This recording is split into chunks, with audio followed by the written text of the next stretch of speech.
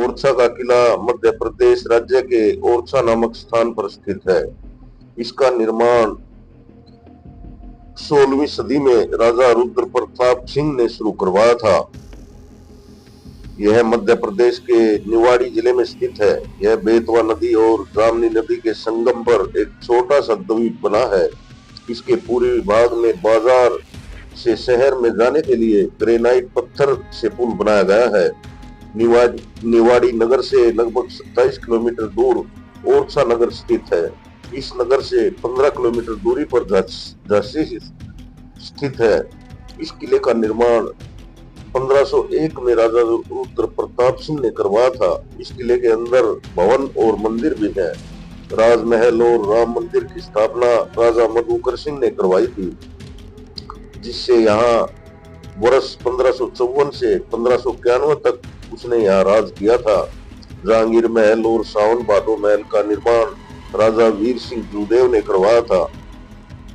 राजमहल और राजाओं और रानियों ने वर्ष 1783 तक निवास किया था।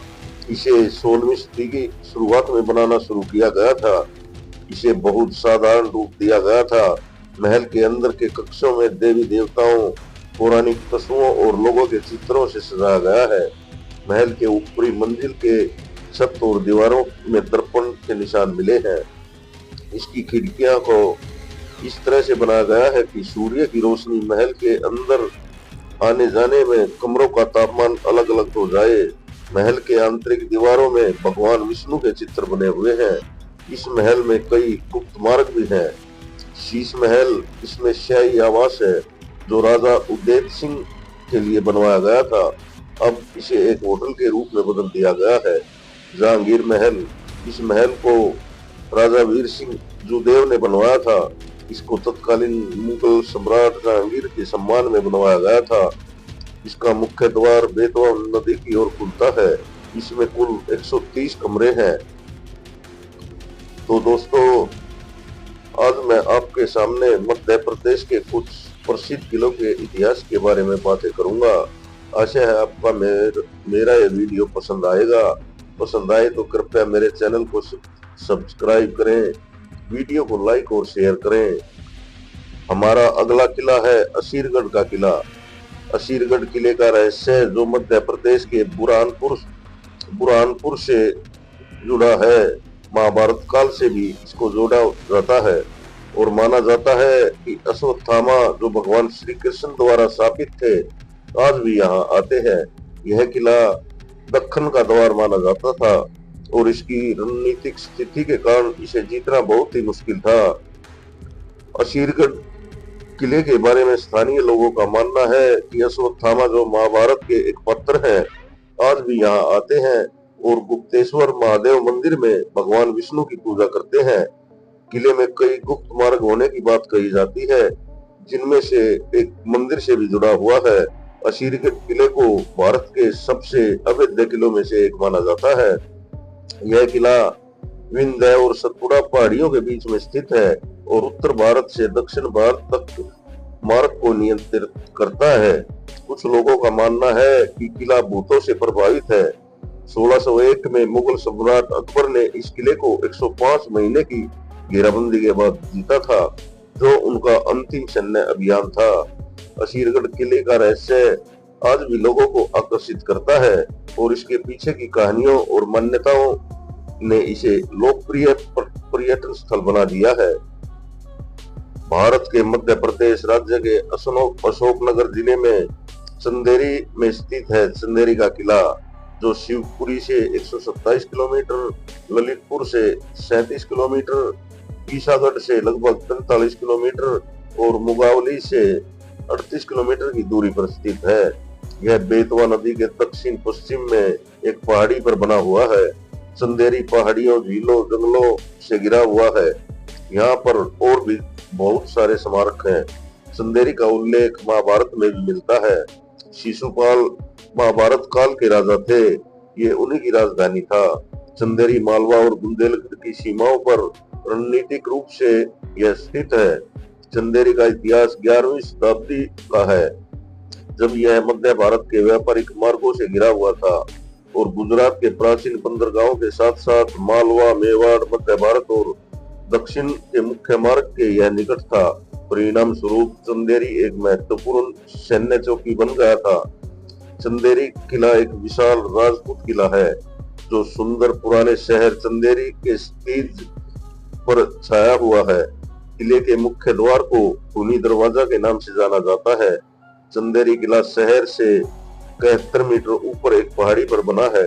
किले की दीवारों का निर्माण मुख्य रूप से चंदेरी के हिंदू शासकों ने करवाया था। किले के दक्षिण पश्चिम में एक पहाड़ी के बीच से कटी गुटी नामक एक अनोखा प्रवेश द्वार बना हुआ है। चंदेरी का उल्लेख फारसी विद्वान अल-बरूनी ने 1030 में किया था।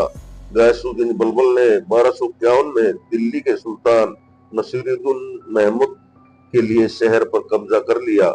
मालवा के सुल्तान महमूद खिलजी ने 1438 में कई महीनों की घेराबंदी के बाद शहर पर कब्जा किया था।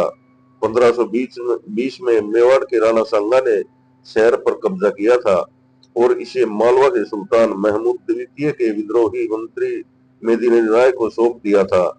मुगल सम्राट बाबर ने मेदिनी राय के शहर पर कब्जा कर लिया। 1529 में राजा पूरनमल ने बाबर की सेना को हराया और शहर पर कब्जा कर लिया था। उन्होंने चंदेरी पर 11 साल तक शासन किया और 1540 में इसे शेरशाह सूरी ने जीत लिया। बुंदेला राजपूतों ने 1586 में शहर पर कब्जा किया और यह ओरछा के राजा मधुकर के पुत्र राम सब के पास रहा। 1680 में देवी सिंह बुंदेला को शहर का गवर्नर बनाया गया और उनके सेनापति और चंदेरी राज्य के प्रधानमंत्री महाराजा चौबे भीम सिंह बने। चंदेरी उनके परिवार के हाथों में रहा जब तक कि 1811 में जीन बैप्टिस्ट फिलोस ने ग्वालियर के मराठा शासक दौलतराव सिंधिया के लिए इसे अपने कब्जे में नहीं ले लिया। 1844 में शहर को अंग्रेजों को सौंप दिया गया। 1857 के विद्रोह के दौरान अंग्रेजों ने शहर पर नियंत्रण खो दिया और 14 फरवरी 1858 को सर हीरोड ने शहर पर फिर से कब्जा किया। इस हमले का नेतृत्व करने के लिए रिचर्ड हार्ट कीटिंग को विक्टोरिया क्रॉस से सम्मानित किया गया था। 1947 के बाद भारत को स्वतंत्रता मिलने के बाद ग्वालियर के नए राज्य महाभारत मध्य भारत का हिस्सा बन गया, जिसने 1 नवंबर 1956 में मध्य प्रदेश को यह मिला। रायसेन का किला मध्य प्रदेश के रायसेन जिले में स्थित एक ऐतिहासिक किला है। यह किला 11वीं शताब्दी में बनवाया गया था और हिंदू शासकों का यह गढ़ रहा था। बाद में इसे अफगान और मुगल शासकों ने भी इस्तेमाल किया। यह किला एक पहाड़ी पर बना हुआ है और शहर और आसपास के क्षेत्र में के मनोरम दृश्य यहाँ से बहुत अच्छी तरह दिखाई देते हैं। रायसेन किले का निर्माण 11वीं शताब्दी में हुआ था। यह किला मूल रूप से हिंदू शासकों के अधीन था। बाद में इसे अफगान और मुगल शासकों ने भी इस्तेमाल किया। कहा जाता है कि इस किले का नाम राजवासनी या राजा सायन से लिया गया है, जिसका अर्थ है शाही निवास। रायसेन किले से जुड़ी एक प्रसिद्ध कहानी रानी दुर्गावती और राजा पूरनमल की है। रायसेन किला एक पहाड़ी पर स्थित है और शहर और आसपास के सुंदर दृश्य प्रस्तुत करता है।